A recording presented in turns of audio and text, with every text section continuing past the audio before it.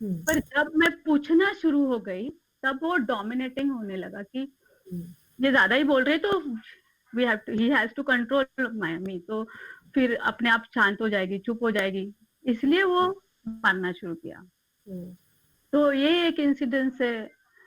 और दूसरा भी है, एक उसके रिलेटिव ने बहुत बुरा सोचा मेरे बारे में, उसके ही खास रिलेटिव है, अभी ज्यादा डिटेल में नहीं बताना चाहती, पर उस रिलेटिव के बारे में जब मैंने बताया तो वो, हाँ like me too like me too के भी बहुत सारे किस्से हैं, उसके ऊपर मैं बाद में आती हूँ। तो मैंने उस बंदे के बारे में मैंने इसको बताया कि वैशाली निकल रही है, ठीक है। मैं उस बंदे के बारे में जब बताया तो वो बोला तेरी वजह से मेरे कितने सब रिलेटिव्स तोड दूं क्या, तुला माणूस की नावाची चीजच नहीं है, तुला माणसं नको है।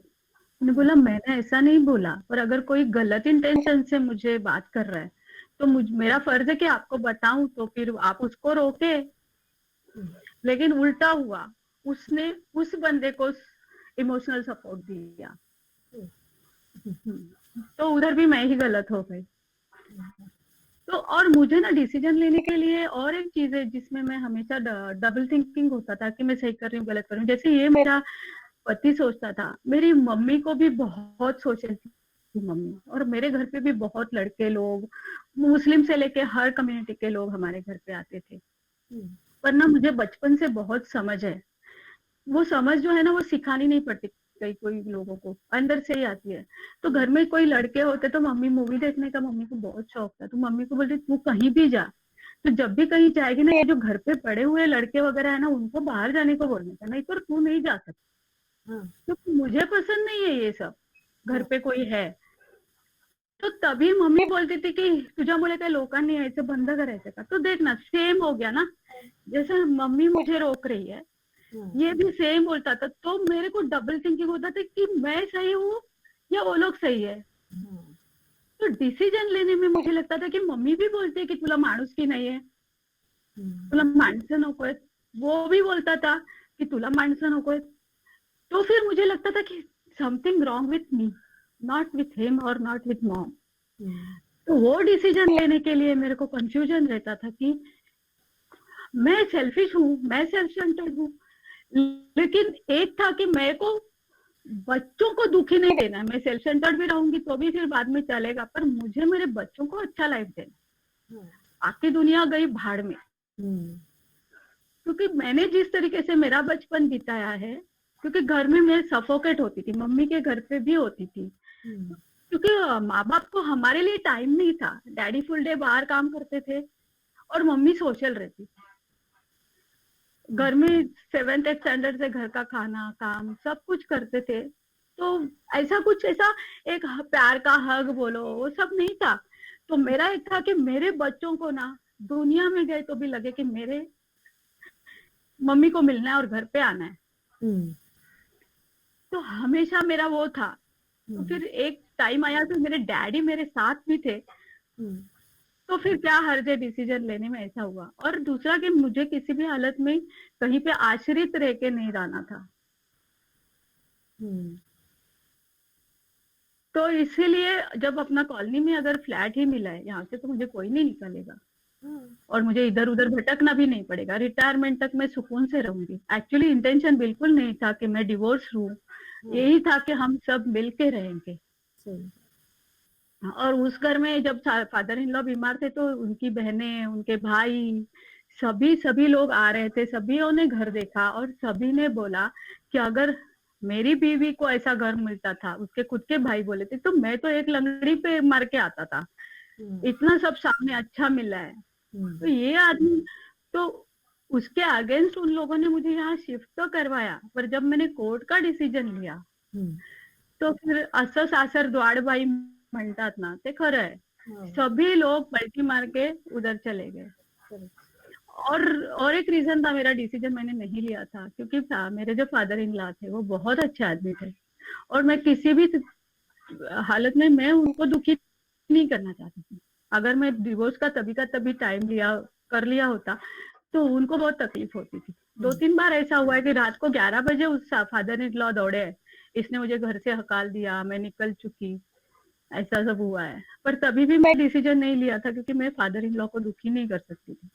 और ये टाइम ऐसा था कि फादर इन लॉ भी नहीं रहते और बाकी इसके भाई और बहनें सभी लोग उसको सपोर्ट करने लगे थे। तो बहुत एलिगेशंस हुई। तो 6 अगस्त 2004 को मेरा फर्स्ट तारीख शुरू हुआ कोर्ट का। और कोर्ट में जाना सच्ची अच्छी बात नहीं है, बिल्कुल अच्छी बात नहीं है। बट मेरे लाइफ में अच्छा ही हुआ है, बुरा नहीं हुआ है। शुरू में जब मैं कोर्ट में गई तो मेरा फैमिली कोर्ट शुरू हुआ। फैमिली कोर्ट में 1-1.5 साल तो काउंसलिंग में जाता है। अच्छा। उस दौरान 2005 में मुझे पता चला, वो भी ऊपर मेरे लाइफ में बहुत सारे मिरेकल हुए हैं और सच्ची मिरेकल होते हैं अगर पैशनेटली हम किसी को बिना दिल दुखा के काम करते हैं और ऑनेस्टली करते हैं तो अपने लिए मिरेकल ऊपर वाला बन करता है। मैं कोई भी मंदिर में ज्यादा जाती नहीं हूँ, मैं पूजा नहीं करती हूँ, पर मैं ऑनेस्ट हूँ। मैं कोशिश करती हूँ कि मेरे से किसी को तकलीफ ना हो और मुझसे जितना हेल्प हो सकता है मैं करती हूँ। तो शायद उस वजह से मेरे लाइफ में मिरेकल होता होगा। तो उस दौरान 2005 में मेरी एक फ्रेंड है, ये जरा स्टोरी थोड़ी डिटेल में बताती हूँ, बड़ी है पर बताती हूँ। तो 2005 में मेरी एक फ्रेंड है, उसकी मम्मी एक्सपायर हो गई थी माहिम में, और मैं माहिम में जाना छोड़ दिया था, नहीं जाती थी। तो मेरी फ्रेंड के उधर उसकी पूरी फैमिली मेंबर्स मेरे अच्छे थे। तो उसका एक कजिन है, तो वो मिला। मैंने बोला एक काम करना, मेरे साथ चलना, मुझे ना रंगोली का एल्बम चाहिए, मेरे रूम में है और उसने चाबी बदला हुआ है। अच्छा। अगर रूम खुला है तो ही मैं जा सकती हूँ, मेरे पास जो चाबी है वो अभी उसका कुछ काम का नहीं है, लॉक ही चेंज किया था। तो फिर वो बोला कि ठीक है चल मैं आता हूँ तेरे साथ। तो मैं थोड़ा दूर खड़ी रही और वो गया। तो वो बोला दरवाजा अंदर से बंद है और तेरी जेठानी सामने वाली, वो जो ऐसा वरांडे पे बैठते हैं ना चाल में, वो बैठी हुई है, ऐसा उसने मुझे बताया। तो फिर मिला अभी क्या कर सकते हैं, तो अभी तू देख, अभी दरवाजा अंदर से बंद है। तो मैंने क्या सोचा, तभी मोबाइल्स आ गए थे 2004 में। तो मैं हिम्मत करके चलो, क्योंकि उस टाइम याद है तुमको रामैया का राजा रामन्ना का मैंने रंगोली निकाला था ऑडिटोरियम में। तो मेरे बहुत सारे फ्रेंड्स पूछ रहे थे तेरा रंगोली का पुराना फोटोज दिखाओ ना, लेकिन मेरे पास कुछ भी नहीं था, वो सब माहिम के घर में था। तो मैंने उसको बहुत बार रिक्वेस्ट भी किया था, पर वो मतलब बच्चों के थ्रू रिक्वेस्ट किया था, पर वो नहीं लाया। फिर मैं सोचा अभी मैं आई हूँ माहिम में तो मैं काम कर लूँ, ये मेरा रंगोली का एल्बम लाओ। तो मैं रंगोली का एल्बम लेने के लिए मैंने हिम्मत करके मैं गई तो नॉक किया, तो हमारे नेबर का बेटा 12th में था तभी, वो पढ़ाई के लिए बैठा था, ये नहीं था घर पे। वो क्या करता था, लोगों को चाबी देके एंजॉय करो मेरा घर पे, ऐसा था तभी। तो फिर वो लड़का बोला मामी आज कसे का हाल है, ऐसा वो, और फिर वो खुद अपने घर पे चला गया और मैं जाके अंदर गई तो मेरे पुराने, तभी हमने सोफा में रखे थे एल्बम, इसलिए मैंने वो सोफा, हमने क्या पूरा का पूरा सामान शिफ्ट नहीं किया था, बहुत सारा सामान उधर ही छोड़ा। तो उधर से एल्बम मैंने देखने के लिए सोफा खोला, तो उस सोफे के अंदर हमारी चाल जो है, राववाड़ी की पूरी चाल जो है, वो चाल के लोगों के घर के फाइल्स थे। हाँ, तब पता चला कि जो बिल्डिंग के लिए रिडेवलपमेंट के लिए हमारा जो चाल जाने वाला है ना, उसके बारे में मीटिंग अभी हमारे घर पे हो रही है, क्योंकि हमारा घर खाली रहता है, हम लोग शिफ्ट किए इसलिए। तो देखा तो मिला इसमें मेरे भी रूम का फाइल होगा, क्योंकि उस पहले 2001 में मैंने मेरा पीएफ वगैरह निकाल के उसका कंट्रीब्यूशन, मेरा कंट्रीब्यूशन लेके हमने और एक रूम लिया था। अच्छा। तो मैंने सोचा मेरा भी रूम का फाइल इसमें होगा, तो फटाफट मैंने वो फाइल्स ढूंढा। तो दो रूम से एक वो रहता था, वो एक, और एक मेरा रूम, वो मेरा वाला रूम उसी ने भाड़े पे दिया था। अच्छा। मेरा कुछ कंसर्न ही नहीं था, क्योंकि डॉक्यूमेंट सब उसके पास थे, कुछ भी कंसर्न नहीं था। तो उसमें इतने सारे फाइल्स थे, मैंने 2 फाइल्स देखे। तो वो जो 2 फाइल्स है, एक फाइल पे जो मेरे फादर इन लॉ ने हम लोगों को प्रॉपर्टी डिस्ट्रीब्यूशन के टाइम घर दिया, वो इसके लिए दिया था, बेटा उनका ये जो है उसके लिए। तो उसने उधर का नाम चेंज करके खुद के नाम के बदले उसके छोटे भाई का नाम लिखा था वो फाइल के ऊपर। वो भी कट मार के, खुद का नाम कट मार के ऊपर उसने अपने छोटे भाई का नाम लिखा था। और मेरा जो फाइल है उस फाइल के ऊपर अपना नाम लिखा था। और उसमें मैंने डॉक्यूमेंट्स देखे तो उसमें बहुत सारा गफला दिखाई दिया मुझे। ज्यादा देखने को टाइम नहीं था क्योंकि सामने वो भी बैठी थी। तो मैंने फटाफट ना, एल्बम भी मिला मुझे, एल्बम और उधर ही एक बड़ी थैली मिली, उसमें ये सब डाल दिया। और मैं निकली। और नॉर्मली ना टैक्सी तो मेरे सिलेबस में नहीं थी क्योंकि पैसा उतना था नहीं। फिर भी मैं बाहर आई और मैंने फटाक से टैक्सी में बैठी और शिवाजी पार्क के बस स्टॉप तक मैं गई। उस दौरान मुझे जो मेरी फ्रेंड का कजिन था उसका फोन आया, माया बहुत लफड़ा हो गया है, बहुत लफड़ा हो गया है, तू उधर गई, उसको समझ में आ गया। और मेरे को गाली गलौज पड़ा है उसको, उस कजिन को, उसने उसको देखा था वो जेठानी ने। तो उसने मेरे को हेल्प किया, ऐसा उसको समझ में आया। तो उसको फोन करके इसने सुनाया और वो दौड़ा, ऑफिस में निकला है, फटाफट आएगा अभी।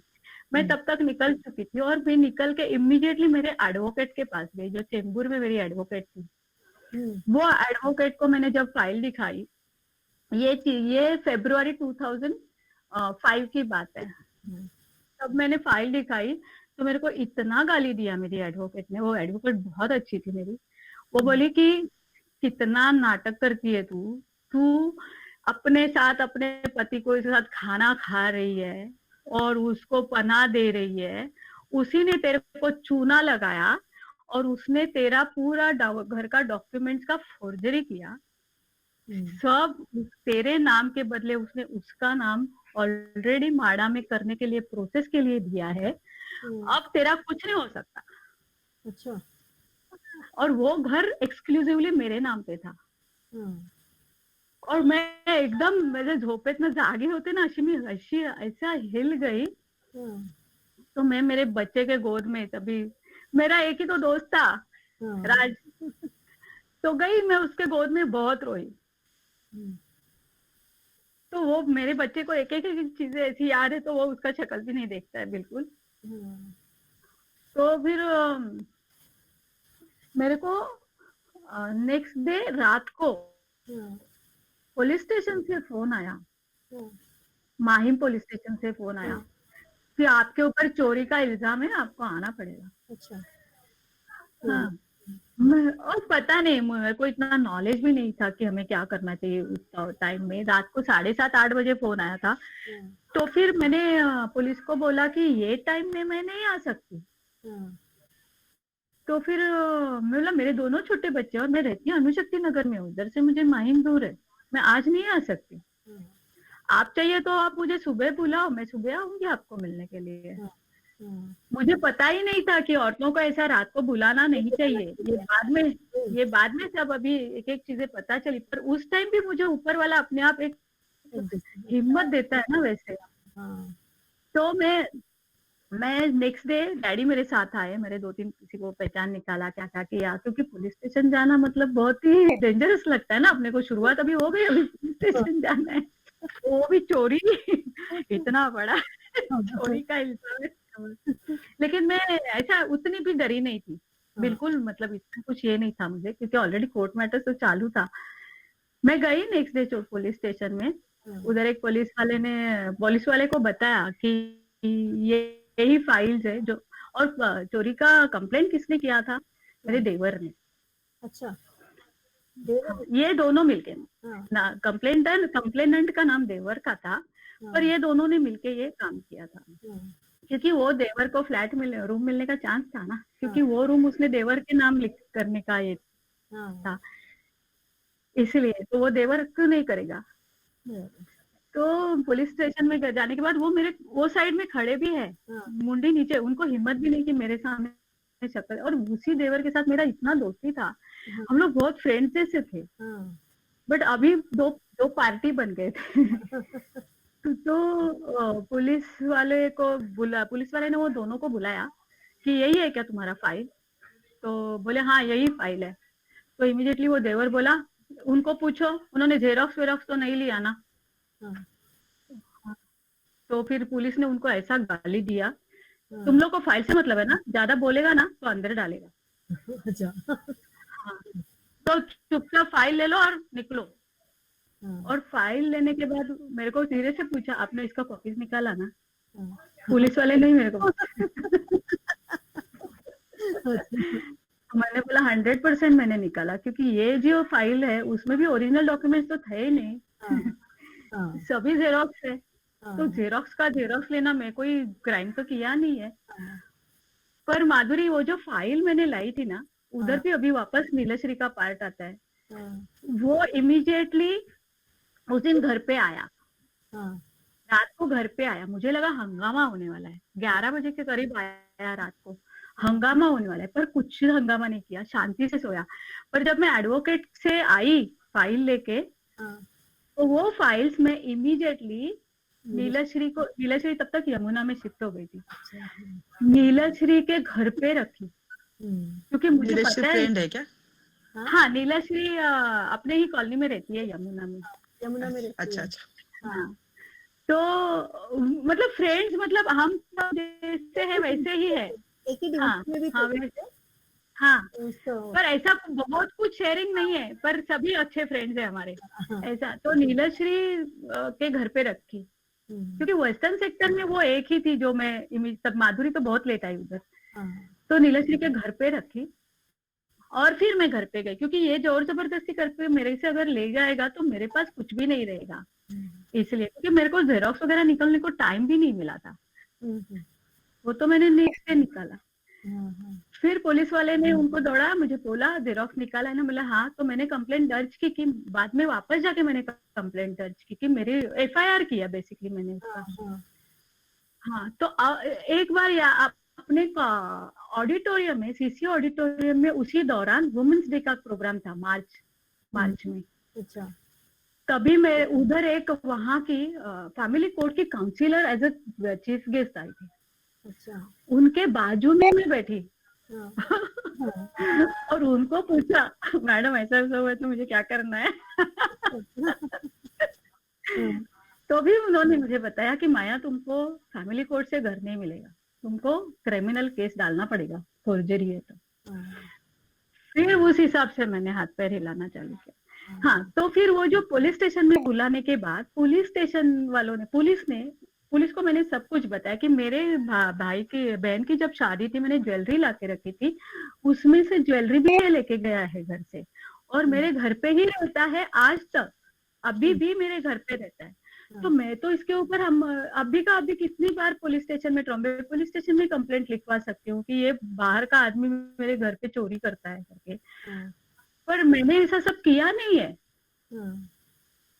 तो पुलिस वालों को बोला कि आप उसको बोलो कि अभी तू उधर से निकल, नहीं तो तेरे ऊपर कुछ आएगा तो फिर हम तेरे को हेल्प नहीं कर सकते। अगर तेरे घर में ये आती है तो तू चोरी का इल्जाम देता है, तो उसके घर में जाएगा तो तेरे ऊपर कोई इल्जाम नहीं आएगा, तो फिर तेरे को कोई नहीं बचाएगा। और उस दिन इवनिंग में आके ये आदमी घर छोड़ के निकल गया। तब तक वो आदमी मेरे साथ रह रहा था। तो मतलब ऐसी इतनी सारी रुकावटें आती है ना जब ऐसी सब चीजें होती है। पर ये मिरेकल देखो कैसे है कि मेरी फ्रेंड की मम्मी जो एक्सपायर हो गई थी, और उस टाइम में उसको मिलने के लिए गई, और मैं रंगोली का एल्बम लेने गई थी, इंटेंशन भी मेरा बुरा नहीं था, रंगोली का एल्बम लेने गई थी, और मुझे वो फाइल सामने आ गई।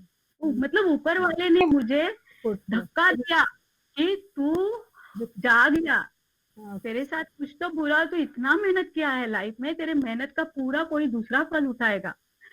तो वो जो किया माधुरी के वजह से मैं पैशनेटली जो कोर्ट में वापस शुरू, कैसा होता है ना, हम जब मेहनत करके अपनी मेहनत का कमाई का कोई चीज, कोई हमको बचपन में एक कहानी बताई थी, जैसे चूल्हे में 3 भाई है और पैसा जिसने चोरी करके लाया है उसका पैसा चूल्हे में डाल दिया, तो वो अरे यांना कसं कळलं की मी चोरी करून आणले, तो जो जिसने मेहनत करके पैसा डाला है वो हाथ डाल के उसमें से निकाला कि वो मेहनत, उस मेहनत का जो है ना, उसका ये होता है कि हम उस चीज को छोड़ नहीं सकते इतनी आसानी। बराबर है, हाँ। और मेरे दिमाग में था कि डिवोर्स तो लेना ही है, और पक्का हो गया कि ये आदमी जितना अच्छा था दिखाई दे रहा था उससे कहीं ज्यादा बदतर आदमी है। 14 साल में उसको समझ ही नहीं पाई। हम लोग बोलते हैं ना कि कोई इंक्वायरी नहीं किया था क्या, नहीं समझता है। हम लोग एक साथ रह के भी नहीं समझते है कौन कैसा है क्या। दिखावा अलग रहता है और एक्चुअल में अलग रहता है। तो ऐसे मेरे जो घर का जो है ना पैशन, मेरे शिवाजी पार्क में एरिया में अगर मेरा घर है, ठीक है छोटा है, स्लम है, मैं वहां पे नहीं रहूंगी, पर जब भी रीडेवलप होगा मुझे वहां घर चाहिए, किसी भी हालत में चाहिए। तो उस वजह से मैंने वो बांद्रा कोर्ट में सेकंड केस डाली, फोर्जरी की, क्रिमिनल केस, सेक्शन 420 का। उस साइमल्टेनियसली मुझे किसी ने, तभी हमारा 2005 में डोमेस्टिक वायलेंस का नया एक्ट आया, तो फिर 2006 में मैंने डोमेस्टिक वायलेंस का भी केस डाला। ऐसा 3 केस हो गया। लेकिन डोमेस्टिक वायलेंस का केस तभी बोला जाता था कि 90 डेज में निपटाना है, कुछ 90 डेज में निपटता नहीं है, कुछ नहीं निपटता। उसको भी 3-4 साल लगे। वो डोमेस्टिक वायलेंस वाले बोलते थे कि फैमिली कोर्ट का क्या डिसीजन आता है हम देखते हैं, फैमिली वाले बोलते थे डोमेस्टिक वाले क्या देते हैं, ऐसा लंबा चौड़ा मारुति का पूंछ चल रहा था। तो हर तारीख में मैं जाती थी, ऐसा लगता था कि आज तो कुछ होगा। देखो कोर्ट में जो भी तारीख में जाते हो ना, और खास करके फैमिली मैटर हो, फैमिली सिविल मैटर हो, हमको मायूस होके ही आना है। ऐसा कभी नहीं लगेगा कि आज कुछ अच्छा हो गया है। एक भी तारीख में अच्छा कुछ नहीं होता, बस रुलवाता है, कोर्ट रुलाता है। और बहुत सारी चीजें होती है ना उसमें, हमारे डिमांड्स होते हैं, बच्चों का मेंटेनेंस होता है, मेरा खुद का घर है, और कोर्ट में एलिगेशंस इतने आते हैं। एक एप्लीकेशन मेरा गया तो सामने का रिप्लाई आएगा, सामने का एप्लीकेशन आएगा तो मेरा रिप्लाई जाएगा, और इतने गंदे गंदे एलिगेशंस होते हैं जो हमारे सिलेबस के बाजू से भी जाते नहीं। तो वो सब निपटा के ना बहुत रोई। मेरा फाइल अभी ऑलमोस्ट ना 6-7 किलो का बना होगा, इतना फाइल, दिन ब दिन एप्लीकेशन रिप्लाई ऐसा कर करके। पर बहुत छोटी छोटी चीजें मुझे समझने लगी। और उसमें और एक चीज अच्छी हुई कि मेरा जो फैमिली कोर्ट में था मैटर, इंग्लिश में था, मराठी में केस नहीं चल रही थी। जो भी आता था petition, respondent, whatever it is, everything was in English. मेरा इंग्लिश ड्राफ्टिंग अच्छा हो गया। मेरा इंग्लिश का ड्राफ्टिंग, क्योंकि मैं मराठी मीडियम से हूँ, भले मैं 11th से कॉलेज में इंग्लिश मीडियम में हूँ, पर शुरुआत हमारी मराठी मीडियम से, तो कॉन्फिडेंस जो था ना, ड्राफ्टिंग था, वो मुझे इस कोर्ट मैटर में आ गया। तो मुझे एक अच्छा लगा। इसीलिए माधुरी, जब तुम यमुना में रहने आई तो मुझे लगा मेरा बेटा का 12th हुआ तो अभी थोड़ा इंग्लिश अच्छा है, चलो बीकॉम कर लेते हैं। तब मुझे मेरे डैडी ने रोका भी था कि बेटा इतना सारा सरदर्द है तेरे सर पे, तो क्यों ये सब कर रही है, होगा नहीं तुझसे। मैं बोला अन्ना कोई भी चीज के लिए रुकना नहीं। वो बोले कि कोर्ट मैटर खत्म होने दे, बाद में तू ये कर। बोला आपको पता है कभी खत्म होगा नहीं ना, तो चीजें साइमल्टेनियसली करनी है, अगर दिल में आया है तो करना है। तो तभी मैंने 2008 में बीकॉम के लिए एडमिशन लिया, ऐसा हुआ। और 2009 में, बाकी का यूट्यूब में आपको पता चलेगा, 2009 में रिजल्ट आ गया, मैं पास हो गई। उसके बाद दूसरा एक कोर्स किया, तो 2011 में फैमिली कोर्ट का रिजल्ट आ गया, डिवोर्स मुझे मिल गया, डिवोर्स मिल गया। अदर देन डिवोर्स मेरे को कुछ भी नहीं मिला। अच्छा, हाँ, तो डिवोर्स नहीं, कुछ नहीं। डिवोर्स में कैसा था, जनवरी से मेरा कोर्ट का फाइनल मैटर था, फाइनल डिसीजन में जा रहा था। जनवरी से मार्च तक हफ्ते में 1 तारीख आ रही थी कोर्ट से, हफ्ते में 1 तारीख मिल रही थी, और मुझे उतना छुट्टी मारना पड़ रहा था ऑफिस को। और मैं जाती थी 5 बजे तक, शाम तक बैठूंगी, नेक्स्ट डेट। ऐसा 3 महीना लगा, 3 महीना। मार्च फर्स्ट वीक में मुझे हाथ में जजमेंट आया हम्म, कि डिवोर्स ग्रांटेड, बट जो डिक्री आया हाँ, वो डिक्री में या जजमेंट में, डिक्री में तो डिवोर्स डिक्री आती है, जजमेंट में जो एक सिलेबस में घर का मैटर था ना, वेरी स्मार्ट मैजिस्ट्रेट जजेस हाँ, क्या करते हैं, ये जो हमको 3 महीना लगातार डेट्स दे रहे थे ना, हाँ, बाद में मुझे पता चला कि वो चाहते हैं कि कौन हमें आके मैनेज करे। क्या मतलब? समझा? मतलब दोनों पार्टियां रहती है, रिस्पोंडेंट अगर आके कुछ रिश्वत देता है हो, तो रिस्पोंडेंट का फायदा देखेंगे, पिटिशनर आके कुछ देता है तो पिटिशनर का फायदा हो जाएगा। और मैं तो इनोसेंट थी, मुझे ये सब ऐसे भी पसंद नहीं है, और मैं, मेरा आजू बाजू से भी ये गया नहीं। हाँ, तो हुआ क्या, जजमेंट में पूरा आया, जो भी है, mental torture yes, domestic violence yes, everything was yes, और decree of divorce granted, but जो घर का पूरा पोर्शन था ना वो पूरा ओमिट कर दिया, ऐसा कैसे? वो उस जजमेंट में था ही नहीं, हाँ, मतलब रिमूव कर दिया। तो फिर उनके लिए अच्छा है कि अगर उसमें कुछ लिखा तो फिर हम लोग चैलेंज करेंगे, पर हाँ, उसमें उन्होंने कुछ लिखा ही नहीं। हाँ, मेरे पास दूसरा ऑप्शन नहीं, मुझे हाई कोर्ट में अपील करना पड़ा 2011 में। और जो जजमेंट में डोमेस्टिक वायलेंस में लेके गई, डोमेस्टिक वायलेंस वालों ने भी फिर दिया कि yes it was domestic violence, but whatever granted by family court, that only you will get it, हाँ, nothing else you won't get. And then magistrate ने बोला कि we have no power to give you your house property. हाँ, और मैं ना, actually होता नहीं है, मैजिस्ट्रेट के साथ कम्युनिकेशन करना अलाउड नहीं है, हम्म, बट माधुरी मैंने वो भी लेटर किए, राइटिंग किया है, डोमेस्टिक वायलेंस के मैजिस्ट्रेट को मैंने उनके नाम 2 बार लेटर लिखे थे और फैक्ट बताया था। वैसा ही मैंने मंत्रालय में भी लिखा था, तभी आर पाटिल थे गृह में, उप मुख्यमंत्री, तब आर पाटिल ने ट्रॉम्बे पुलिस स्टेशन को डायरेक्ट किया था कि ये मैडम को हेल्प करो।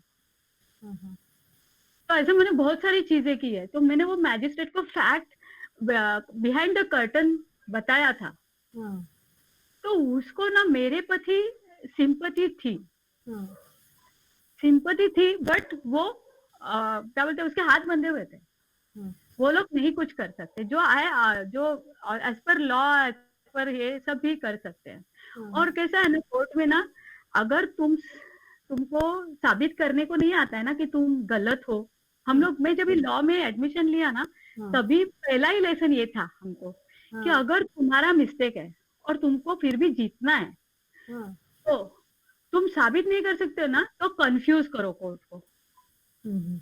वो सेम लॉजिक सामने वाली पार्टी का एडवोकेट यूज कर रहा था, कि कोर्ट को कंफ्यूज किया जा रहा था, क्योंकि ये प्रॉपर्टी मेरी है, उसने फोर्जरी वाले डॉक्यूमेंट्स ही सब जगह दिए कि ये मेरा प्रॉपर्टी, क्योंकि वो गारंटीड था, ओरिजिनल डॉक्यूमेंट्स उसके हाथ में थे, मेरे पास थे ही नहीं। लेकिन ये जो घर का है ना, और एक मिरेकल ऐसा कि जिससे हमने घर खरीदा था, जिससे घर खरीदा था, वो बंदा कहाँ पे रहता है मुझे पता नहीं, उस बंदे को ढूंढना पड़ना था, जरूरी था, क्योंकि विटनेस वही है जो कोर्ट में आके बताएगा कि हाँ मैंने इस औरत को घर बेचा है। वो कितना इम्पोर्टेंट था।